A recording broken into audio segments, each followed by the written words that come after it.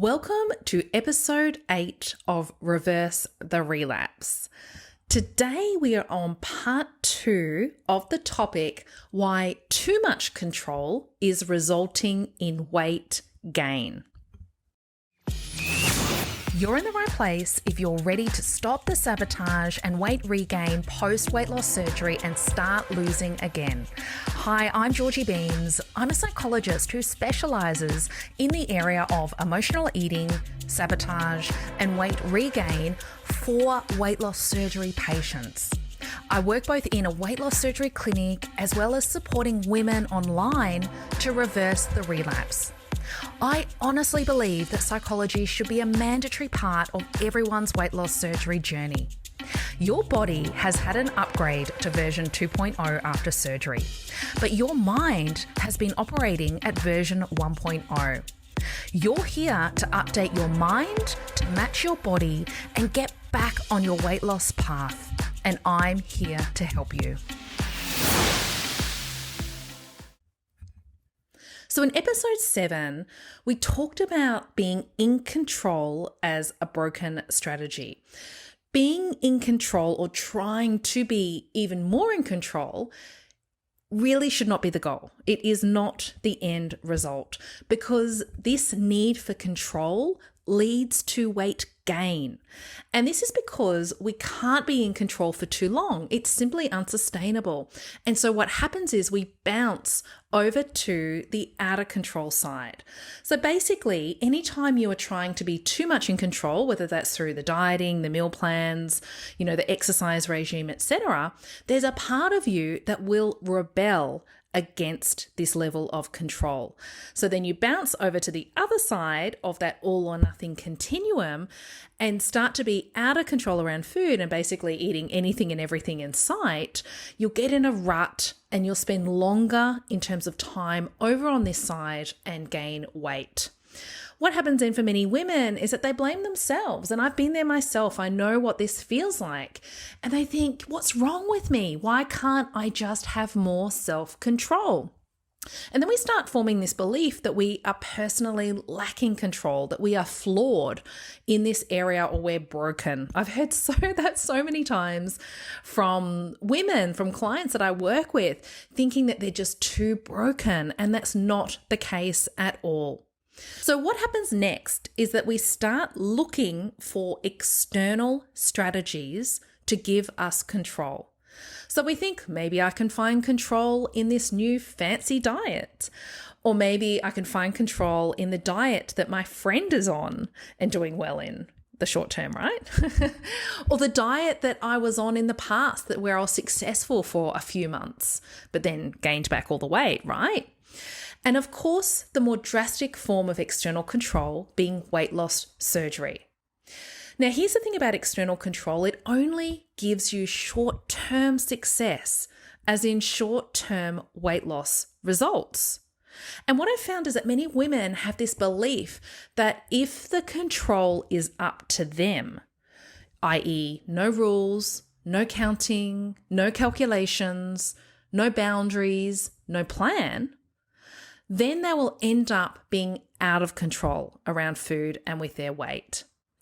And out of control in your mind, if you have this thinking as well, and if you're like most of the women that I work with, is an image of you stacking back all the weight on and staying there. So an image of you perhaps at your pre-surgery weight, at the heaviest that you've ever been, and this belief that you will stay there and stay in a rut. So the belief here that many women have is that if control is up to me, then I'll fail and I'll end up fat and I can't change. Is this resonating with you too? So let's flip it around, because women also have the belief that if the control is external to them, i.e. the diet, the plan, weight loss surgery, etc., then there will be a success. So essentially they believe that external strategies and tools will give them the control that they're after. But in reality, this belief is false. It's a broken strategy.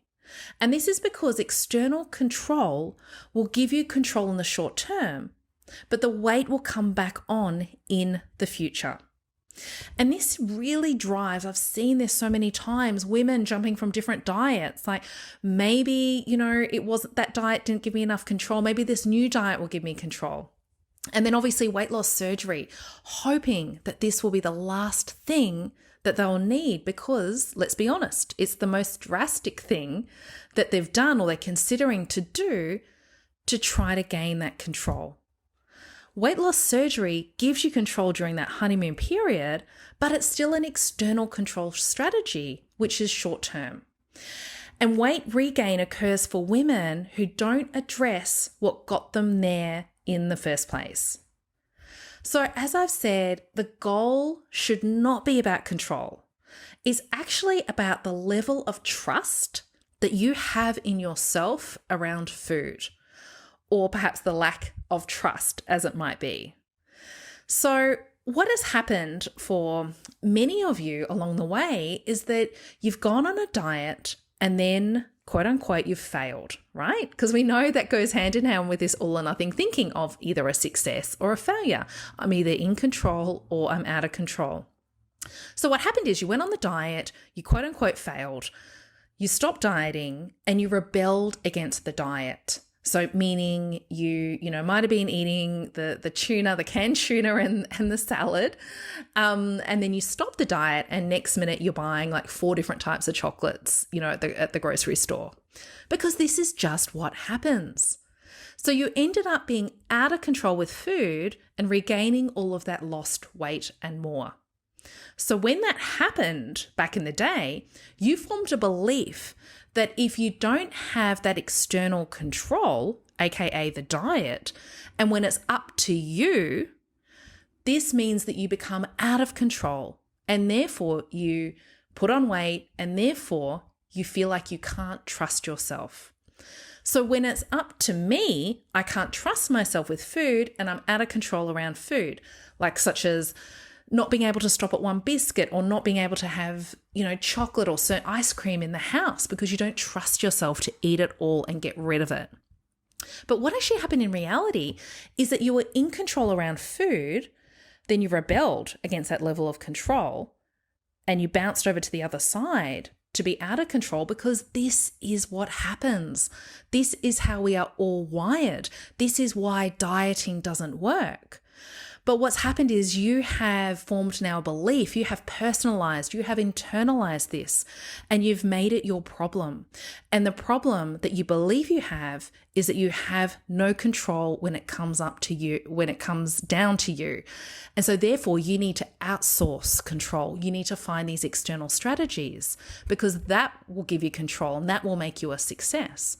But of course, what happens is in reality is these external strategies are short-term. So you're only experiencing short-term results. So let me share a personal story with you. I had back in the day an external reliance on the gym. So the gym was my thing.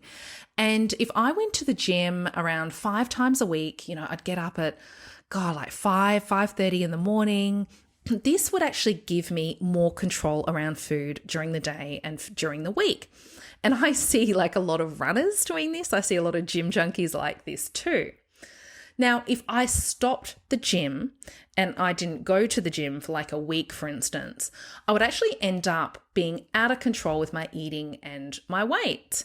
So I really had this belief that the gym was the main determinant of whether I was going to be in control or out of control. And if it was up to me, I was out of control. So if I went to the gym, I was fine. If I didn't go to the gym, I wasn't fine. Then what happened is I moved house and I had to change gyms. Guess what happened? I stopped going. Change of routine, change of structure. And I became out of control around food and I gained a lot of weight during that time. So anytime we use an external control strategy, we actually hand over our personal power. So I personally had handed, God, it's embarrassing to say this, but I want to make this really clear for you. I handed over my power, my personal power to fitness first. So when we hand over our personal power, we are disempowered. We kind of can get into that victim mentality.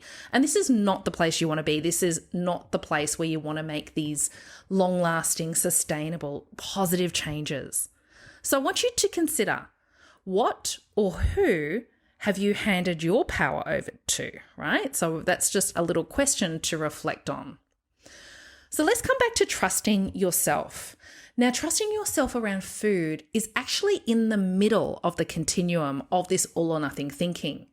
It's balanced, it's free, it's flexible, and it's not about being perfect, right? It's not about having, the tuna and the corn salad every single day and eating no carbs. That's not what it's about. That's not food freedom. That's not balance. That's still control. So if you want to have the chocolate, you have the chocolate. But the difference when you trust yourself is that the chocolate doesn't have the power over you. And your eating isn't driven by anxiety and stress or excitement or comfort. Trusting yourself around food is actually the goal that you should be aiming for, not to be more in control. So you might be asking now, well, how do I know? How do I know when I'm trusting myself, and how do I know when I'm trying to be in control? What is the difference? And this is the clear contrast. Control comes from your head, right? That voice in your head, the shoulds, the rules, the rigidity. Trust comes from your body. This is when your awareness is in your body. And we covered this in episode 5. So I encourage you to go back and listen to that episode. So this is the key difference. Control, when your awareness is in your head, you're getting into that control mode. The rules, the plans, etc. Trust comes from your body. So if you're really wanting sustainable results in regards to your eating and your weight, you need to learn to start to trust yourself around your relationship with food and to find that balance and that freedom that you are truly craving. You're actually craving this balance, not craving that control. Now, there are many movements out there that say, just stop dieting. And this is where you might have got confused along the way. And it's just, the message is just stop dieting and you'll find food freedom. But because of your all or nothing thinking when it comes to food, what happens is you stop dieting. And so you bounce over to the other side of the continuum, which is being out of control around food. And being out of control around food has got nothing to do with food freedom. So stopping the diet or the rules or the restriction will not lead to freedom. It will lead to being out of control unless you clear the psychological blocks around your relationship with food that are in your way. So let's sum up. External strategies to control your eating and weight is a broken strategy. Sure, it might give you some short-term success, but it will lead to weight gain in time, and it will occupy a lot of your mental load. Trust me, you know what I'm talking about here. It is extremely consuming mentally and emotionally. There's no freedom in this. When you stop dieting, you're not free. You are just bouncing over to that out of control side. And this is because you formed an incorrect belief that if you aren't following something external, you will end up being out of control and stacking on the weight and staying there. The goal isn't about trying to be more in control. The goal is to start trusting yourself around food. Control isn't when you're in your head. That overthinking, that overfunctioning, that doing, that planning, living life in the future, being busy. And the thing is, if you're either in control or you're out of control, whichever side you're on, it actually means that food has the power over you. And the reason why you got surgery in the first place is because I'm guessing you didn't trust yourself around food. And that doesn't disappear because you've had the surgery. Remember, trusting yourself is when your awareness is in your body. It's about the being. It's about being in the present moment. It's about connection. It feels good. When you trust yourself around food, You have the power over food and not the other way around. And this leads to a balanced relationship with food. It leads to freedom. It leads to natural weight loss and sustainable success. And this trust comes from mental strategies. It's about clearing your psychological blocks that actually have nothing to do with food, but have everything to do with your thinking and your rules around food. So realigning your thinking to find that middle ground and stopping the all or nothing thinking is really the solution. So let me share with you a few strategies that I would love for you to just kind of dabble with, okay? Just treat it like a bit of a fun experiment. Just be curious around it. So the first one is, this is like, I speak to every client about this. Get out of your head. Stop the overthinking. Stop the overfunctioning. Get into your body. So when you are in control or out of control, you are in your head. So you're either in your head around the rules and what I should eat and what I shouldn't eat and how many calories in that, etc. Or if you're in your head, you're in that sabotage mode. So, I need to get 4 blocks of chocolate. I'm going to start tomorrow, etc. So my first strategy is get out of your head as much as you possibly can. Now, when you are deciding what to eat, again, get out of your head. So when you're in your head, you're going to have all those rules, like us either being in control or you're going to be in sabotage mode, being out of control, trying to get the 4 blocks of chocolate for breakfast, etc. And there'll be nothing in between. So when you get out of your head, I want you to tune into your body and ask what you actually really, really feel like. Place your awareness in your body. And if you ask that question when you're in your head, you will go into sabotage mode. When your awareness is in your body, you'll start to connect to that level of trust, and you gain more and more trust over time. Check in with yourself every day or each meal and ask yourself, like, what would it look like in the middle of this continuum? So if I was neither in control and neither out of control, what would it look like if I was in the middle with the balance, with the freedom, with the trust, and do that? So when you get tempted to plan out the meals for the week, when you get tempted to eat the 4 blocks of different chocolate in sabotage mode, ask yourself, check in with yourself, what would balance look like? Because being in balance doesn't say stuff it, just eat it now or start tomorrow. And being in balance doesn't sound like, you can only have 1,200 calories today, right? So balance looks like, if you really want it, have it, savor it, enjoy it, move on. Yeah. Again, it's not about perfection. It's about balance. And then finally, rewiring your brain around control. So this is the work that I do with a lot of my one-on-one clients. And I use tools that rewire their brain so they can stop this all or nothing thinking. Because when we clear these blocks around, for instance, if I start to trust myself, I'll end up getting fat and staying there.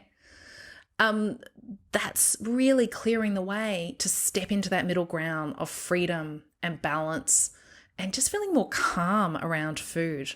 Because control is actually driven by fear and anxiety because you're scared of losing control. You're scared of gaining weight. And we need to clear that block. So if you were interested in clearing some of those blocks, I do take on a few one-on-one clients each month. So you can always reach out to me when you're ready for that deeper work. So I'd love to hear your feedback. I'd love to hear your insights and comments. Try out some of these strategies. Just get out of your head. Get into your body, listen for the signals, the subtleties, be curious, experiment, and really focus on that middle ground. Thank you for being here. Please share your insights. I love hearing all of your feedback. Feel free to share this with anyone that you know that would really benefit from hearing these messages. And I can't wait to see you in the next episode.